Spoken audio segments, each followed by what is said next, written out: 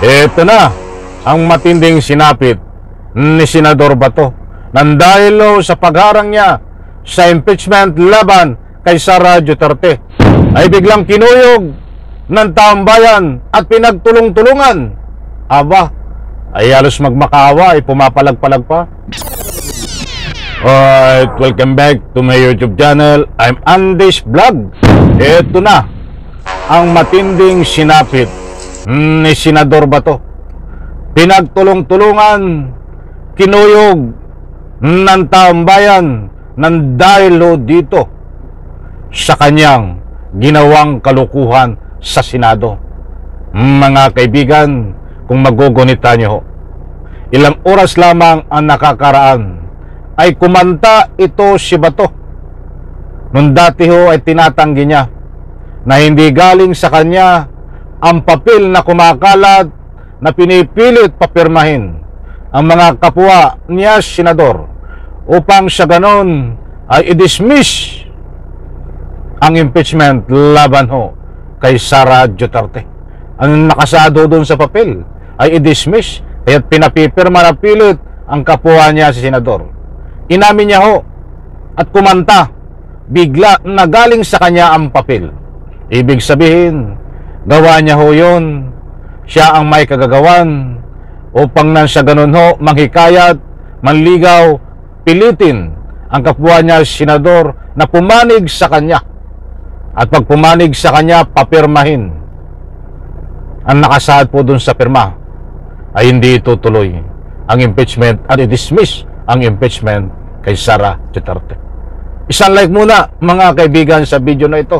Kung nagustuhan nyo po, sabay-sabay po nating i-like. At sa lahat ng hindi pa nakasubscribe sa aking YouTube channel, please subscribe. Maraming salamat po. Yan po mga kaibigan. Pinaunahan ni Senator Bato de la Rosa ang resolusyon para mapasura sa Senado ang impeachment case laban kay VP Sara Duterte. Pero ayon kay Senate President Chis Escudero, wala pang bigat ang resolusyon hanggat hindi pa naihahain sa Senado. Nasa frontline ng balitang yan, si Meanos Panyos. Nung una, nagmaang-maangan pa si Senator Bato de la Rosa tungkol sa kumakalat na resolusyon sa Senado para tuluyan ang ibasura ang impeachment case laban kay Vice President Sara Duterte. Sabi pa ni Bato, pero nang tumagal-tagal, kumanta rin siya at inaming sa opisina niya raw mismo nang galing ang resolusyon. Galing sa opisina. Kayo po yung, kayo po yung nag-initiate. Basahin na lang yung resolusyon. Ano bang nila? Ayan mga kaibigan po, maliwanag na kumanta itong si Bato. Mga mahal kong taga-subaybay. At basahin na lang daw po ang nilalaman ng resolusyon. Ay sinisigurado ko po sa inyo na ang nilalaman ng resolusyon na yan ay isang kalukuhan, invento na ang sinasadon ay para hindi maituloy ang impeachment at i-dismiss ang impeachment. Kaya pinapakalat ni Bato para pumirma ang mga senador. Mga kaibigan, ay nadinig po natin mga mahal kong taga-subaybay ang boses dito ni Escudero. Ang sabi niya ay wala daw bigat. Ibig sabihin ay wala pang ikang ay visa. Ay huwag po tayong maniwala dito kay Escudero. Ito po ay kasanggot ni Bato. Maniwala po kayo siya hindi. That is pawang may public opinion na nagbabashi po tayo sa galawan ni Escudero. O ay pinaglulukot tayo niya ni Escudero ginigisa tayo sariling mantika. Ay serious na serious, mabilis magsalita. Sa kabila ng kanyang mabilis na pagsalita ay labas sa puso at isipan niya na ang tanging layunin ni Escudero ay patayin talaga ang impeachment. But gumagawa po siya ng paraan. Anong sa ganun hindi mahalata siya na siya ang promotor nito. But nagkakamali ka, Escudero, halatado ka. Kaya't mga kaibigan, kailangan ko po ang inyong public opinion, boses, importanteng mahalaga yan. I-spread po natin dahil nasusubaybayan ko po, naglilibot-libot ako, ay napakarami ang galit na taong bayan. At posible kapag hindi nangyari at naituloy ang impeachment, ay magkakaroon po tayo ng panibagong people power. Hindi po iyan lalayo sa katotohanan, mga kaibigan. Mayroon po tayong batayan, mga mahal kong taga-subaybay, saka po natin discussin yun. O ito pa, ituloy po natin. Solusyon hanggat hindi pa naihahain sa Senado. Nasa frontline ng balitang yan, si Anos.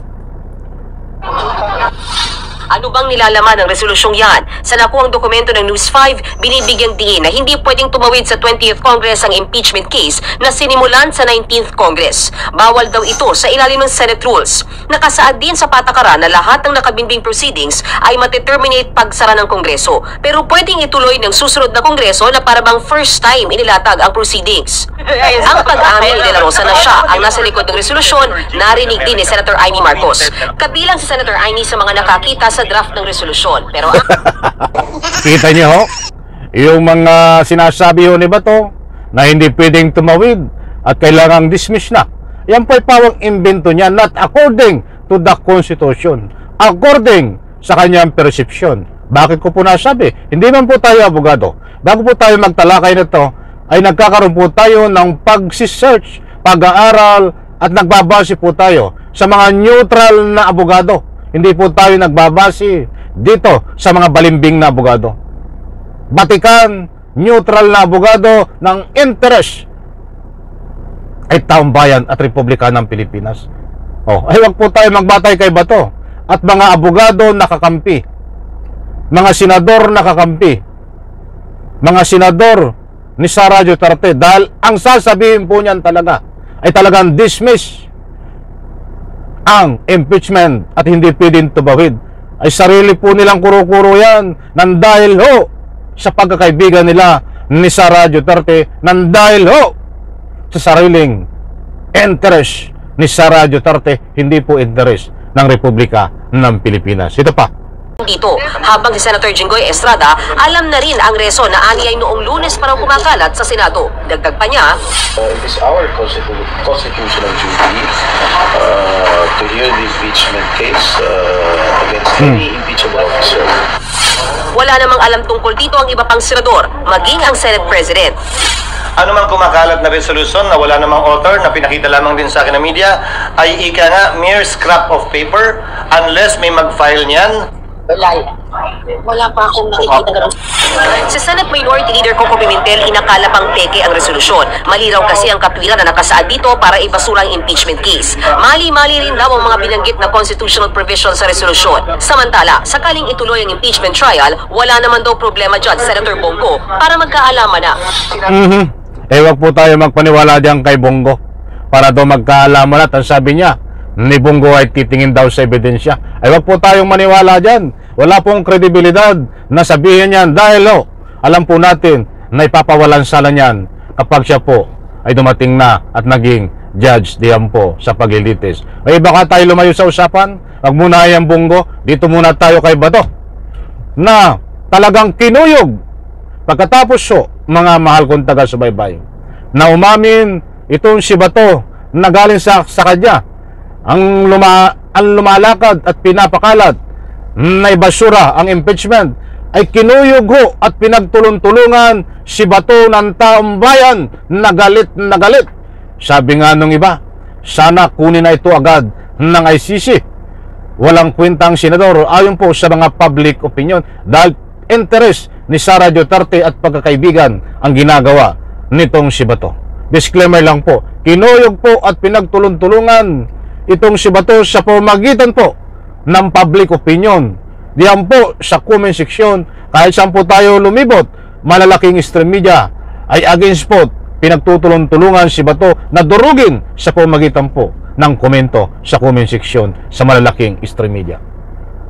Mga kaibigan, bigyan po natin ng parto. Ika nga po inabitin ako, kinulan tayo sa oras. Sanlay ko sa video na ito. Bye-bye. Palakpakan.